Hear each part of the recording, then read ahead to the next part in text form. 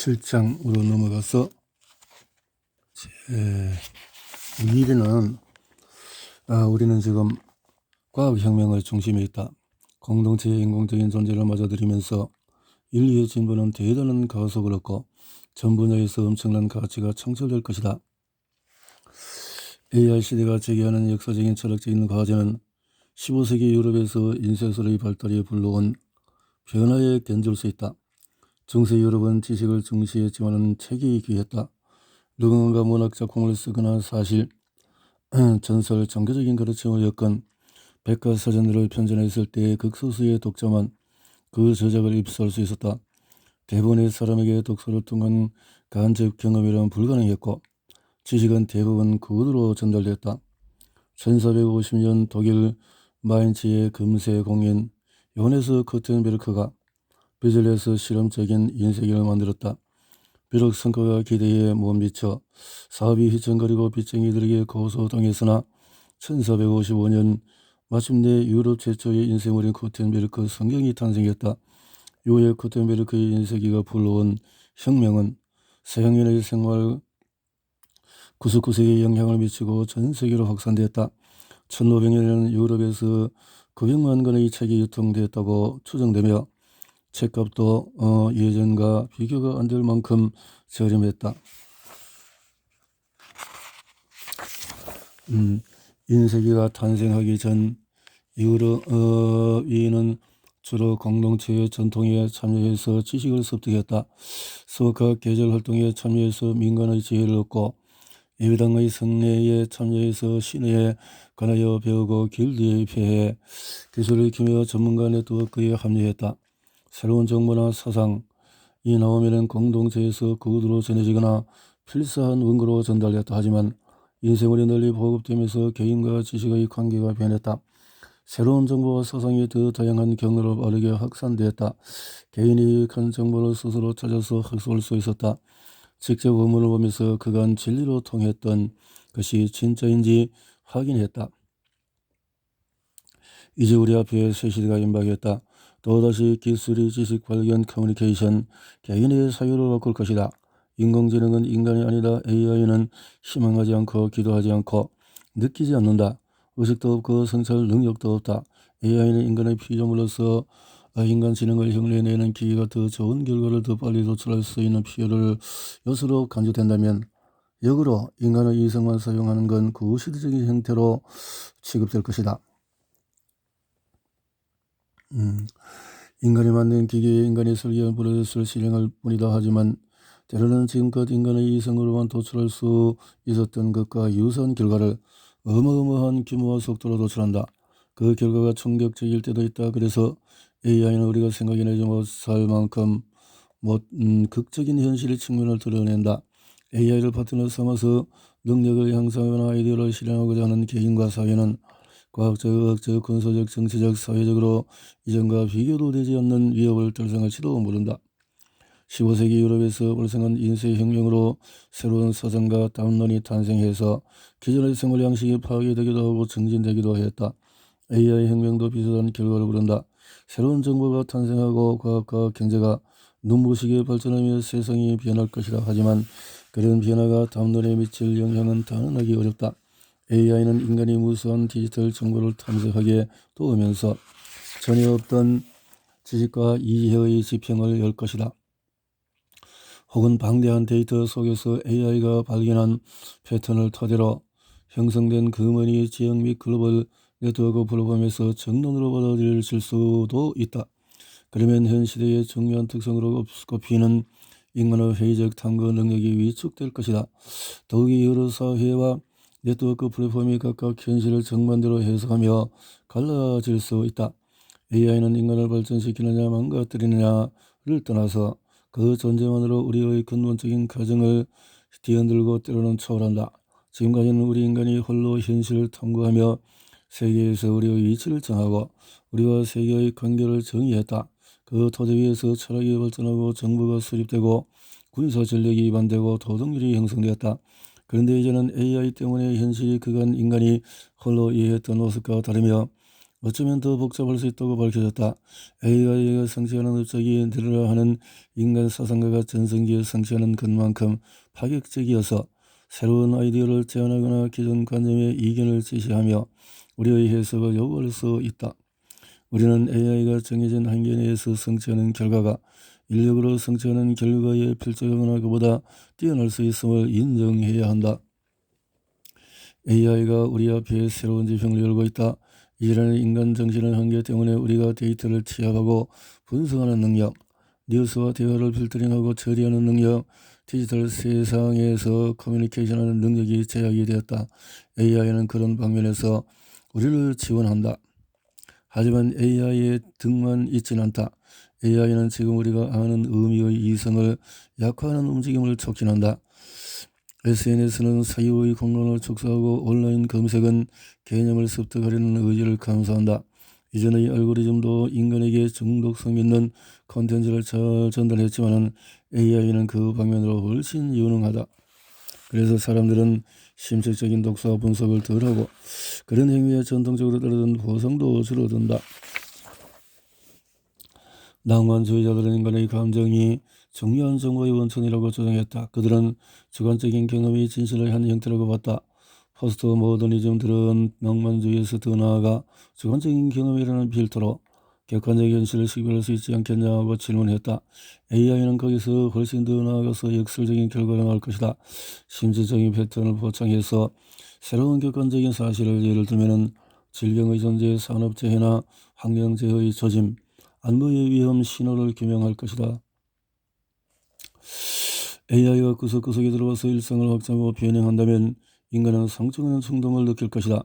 비전문가는 이해할 수 없는 기술 앞에서 AI의 판결을 신의 판결과 동급으로 받아들이고 싶을지 모른다. 그런 충동은 비록 오해에서 비롯됐다고 하나 어느 정도 이해된다. 자신이 해석하거나 통제할 수 없는 지능이 생소하면서도 유익한 결론을 도출하는 세상에서 그 결정을 따르는 것이 과연 어리석은 짓일까? 하지만 AI를 명정하면 인간의 이성이 발휘하는 힘과 그 힘이 미치는 범위가 감소해서 반발을 부를 공산이 크다. 지금 SNS를 차단하고 저녁에 스크린을 보는 시간을 제한하며 유전자 자극 식품을 거부하는 사람들이 존재하듯이 앞으로 이성의 영역을 보존하기 위해서 AI 세상을 거부하거나 AI 시스템에 노출되는 시간을 제한하는 사람들이 나타날 것이다. 문명 차원에서 AI를 포기할 수 없다. 지도자들은 AI의 활용을 감독할 막중한 책임이 있으므로 그 파급 효과에 성실히 대응해야 한다. AI 시대의 특성을 잘 반영하고 시대의 지침이 될 윤리체계를 확립하는 일이 무엇보다 중요하다. AI는 어느 한 분야에 맡길 수 없는 과학이다. AI를 개발하는 컴퓨터 과학자 기업과 AI의 배척을 원하는 군사전략가 AI를 조성하려는 정치 지도자. AI를 배치할 때마다 인류는 세 가지 길 중에 하나를 선택할 수 있다. AI를 제한하거나 AI와 협력하거나 AI를 따르는 길이다. 그 선택에 따라서 특정한 작업이나 영역에서 AI를 활용하는 방식이 달라질 것이다. 선택에 앞서서 우리는 실용적인 차원만 아니라 철학적인 차원을 고려해야 한다. 예를 들어서 항공기나 자동차 긴급사태가 발생했을 때 AI 부조종사가 인간의 판단을 따라야 하는가? 아니면 그 반대인가? AI 영점마다도 셋중 한 노선을 선택해야 한다. 그렇게 정해진 노선이 이후 AI의 역량이 증진되고 인간이 AI 결과물을 퇴소하는 방법이 향상하면서 달라지기도 할 것이다. 필요하다면 인간이 AI를 따라야 한다. 만일 AI가 유방조 영상에서 인간보다 빠르고 정확하게 유방암을 발견한다면 AI를 사용하는 것이 곧 사람을 살리는 길이다. 또 어떤 경우에는 AI와 협력하는 것이 최선이다. 가령 현재 항공기와 자동 운항 시스템과 유사하게 작동하는 자율주행차가 나온다면 인간과 AI의 협력이 바람직하다. 하지만 경우에 따라서는 예를 들어서 군사 방면에서는 명확하게 기술되고 인지된 원칙에 따라서 엄격히 AI를 제한해야 한다. AI는 우리가 지식을 대하고 얻는 방식을 바꾸고 습득 가능한 지식의 유형을 확장한다. AI는 이미 인간의 지각을 넘어섰다. 그 비결은 인간의 압축 내지는 시간 여행이라고 표현할 수가 있다. 범용 인공지능 인간과 AI는 서로 다른 관점에서 동일한 현실에 접근하는 상호 보완적인 관계일까? 아니면 부분적으로 겹칠 뿐 애당초 서로 다른 현실을 인지할까? 즉 인간이 이성으로 탐색할 수 있는 현실과 AI가 알고리즘으로 탐색할 수 있는 현실이 각기 따로 존재할까? 만일 그렇다면 AI가 인지하는 것을 우리가 인지하지 못하는 이유는 단순히 우리가 우리 정신이 그것에 도달할 시간이 부족해서가 아니라 애초에 그것이 우리의 정신으로 이해할 수 없는 영역에 존재하기 때문이라고 봐야 한다. 그러면 세계를 완전히 이해하기 위한 인류의 탐구 행위가 달라질 수밖에 없다. 이미 우리는 AI에게 탐색을 일임하여 습득 가능한 지식이 존재한다고 인정하느냐 마느냐 하는 갈림길에 서 있다. AI와 우리가 인지하는 것이 동일한 현실의 다른 버블이든 별개이든 간에 앞으로 AI가 점점 더 다양하고 심층적인 목적을 추구하며 우리와 함께 세상을 경험하고 알아가는 존재라는 인식이 강해질 것이다. 이런 고민은 연구자들이 범용 인공지능에 접근할수록 더 깊어진다. AI는 그 역동성과 창발성, 예상치 못한 행동과 해법을 도출하는 능력 때문에 이전의 기술과 차별화된다. 규제하고 통제하지 않으면 우리의 예상에서 벗어나고 따라서 우리의 의도에서 벗어날 수 있다. 그런데 AI를 제한하느냐, AI와 협력하느냐, AI를 따르느냐 하는 결정을 인간이 홀로 내리지는 않을 것이다. 어떤 경우는 AI가 AI를 감독하고 또 어떤 경우에는 보조적인 도구가 AI를 감독할 것이다. 어쩌면 인류가 바닥치기 경쟁에 빠질지도 모른다. 따라서 AI 윤리가 반드시 확립되어야 한다. 제한 협력 추종을 선택할 때마다 무조건 극적인 일이 발생하지는 않겠지만 그런 결정이 누적돼서 생기는 결과는 대단히 극적일 것이다. AI를 설계하고 훈련하며 그와 협력하는 사람들은 지금까지 인간이 이루지 못했던 거대하고 복잡한 목적들을 달성할 것이다. 예를 들면 새로운 과학적인 도약, 새로운 경제적인 효율성, 새로운 형태의 안보, 새로운 차원의 사회적인 감시와 통제를 창출한다. AI의 역동성과 창발성은 적어도 두 가지 측면에서 모호성을 낳는다. 첫째, AI가 우리의 예상대로 작동하더라도 그 결과는 우리가 예상치 못한 것일 수가 있다. 그런 결과는 개발자들이 미처 예측하지 못한 상황으로 인류를 몰아넣는다. AI 시대는 인류가 무엇을 만들고 있으며 그것이 우리에게 어떤 의미인지 설명해줄 데카르트와 칸트의 후예가 필요하다. AI의 목적을 설정하고 사용을 승인할 때 신중을 기해야 하고 특히 AI의 결정이 인명손실로 이어질 수 있는 분야에서는 더욱 신중해야 한다. 정부장, 민간 혁신가가 이성적인 토론과 협상으로 현재 인간과 조직의 행동을 제한하듯이 AI 행동을 제한하는 규정을 마련해야 한다. 기존의 원칙은 대체로 효과가 없을 것이다. 신앙의 시대에는 법원이 결투재판으로 유무죄를 가렸고 승패는 신의 섭리라고 여겼다. 이성의 시대에는 이성의 계율로 과실이 판단되어 유무죄가 선고되고 인과성과 고의성 같은 개념에 의거해서 형벌이 언도되었다. 그러나 AI는 인간의 이성으로 작동하지 않고 인간에게 있는 동기, 의도, 성찰 능력이 없다. 따라서 AI가 끼어들면 기존에 인간에게 적용되던 정의의 원리가 복잡해진다. AI 발전 과정 중에서 어느 시점에 어떤 맥락에서 AI가 국제적으로 합의된 규제의 대상이 되어야 하는가도 중요한 쟁점이다. 너무 일찍 규제를 시도하면 발전이 지체되거나 실제 성능을 은폐하려는 움직임이 생긴다. 하지만 규제가 너무 늦어지면 파국을 부를 수 있고 특히 군사 분야에서는 그럴 위험성이 크다. 이런 고민을 더 키우는 요인은 AI가 기본적으로 이해하기 어렵고 불투명하며 쉽게 확산되는 기술이라서 효과적인 규제안을 마련하기가 어렵다는 사실이다. AI는 사회에 큰 딜레마를 안긴다. 현재 우리 사회적인 정치적인 삶은 AI 기반 네트워크 플랫폼에 크게 의존한다. 특히 민주주의 사회에서는 그런 정보 공간에서 활발한 토론으로 여론이 조성되고 행위에 정당성이 부여된다.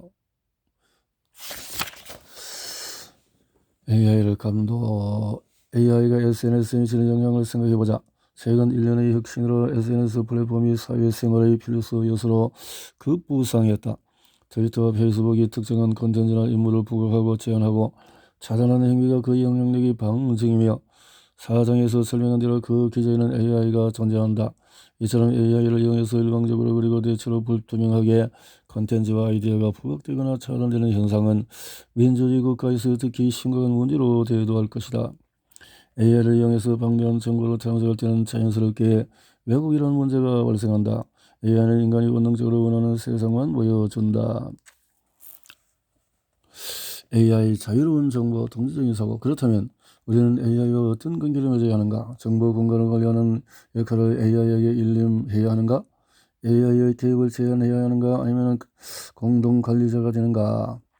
어떤 식으로든 제약이 필요하다. 하지만 지금처럼 신선하게 유해 정보가 소멸되고 저지르는 방식이 과연 올바른지로 따져야 한다. 자유로운 사회에서 유해와 허위를 기업이 홀로 정의해서는 안 된다.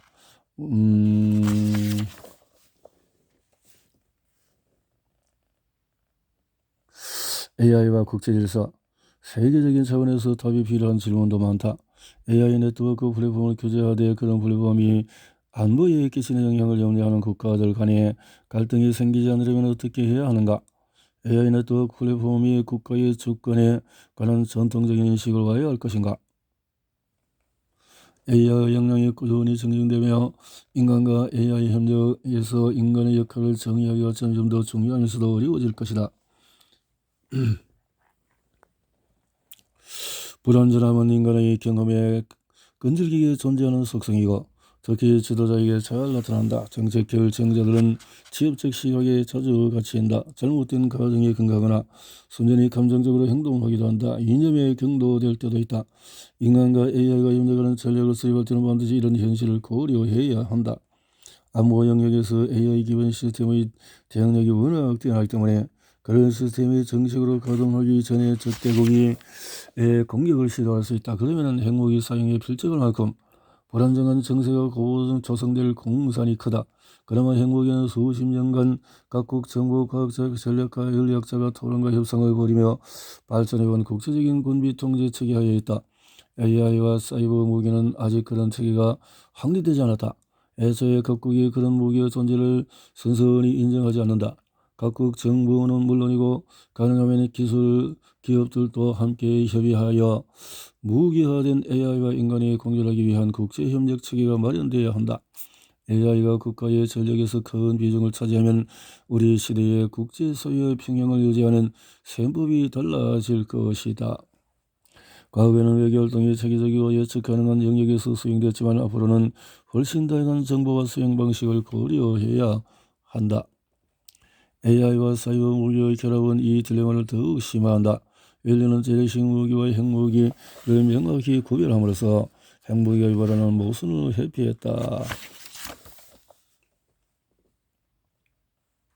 그처럼 복잡하고 기본적으로 예측이 불가능한 세계에서 AI로 인해서 오해와 실수의 원천이 또 하나 늘어나고 있으니 첨단 전력을 보유한 강대국들은 조속히 상시적 대화에 들어가야 한다. AI를 비롯한 신기술로 인간이 정신의 한계 너머에 있는 현실을 인식하는 경제에 점점 더 가까워진다. AI는 굉장한 편익을 불러올 정차대한 기술이다. 인간이 AI를 개발하고 있지만 과연 AI를 사용해서 앞으로 우리의 삶이 더 나아질 건가 나빠질 건가? AI는 더 강력한 치료제 더 효율적이고 이미 AI 개발의 국책 사업으로 지정한 국가가 여럿이 존재한다. 하지만 미국은 아직 체계적으로 AI 활용 범위를 탐색하지도 하고 효과를 연구하지도 이렇게 하지도 않았다.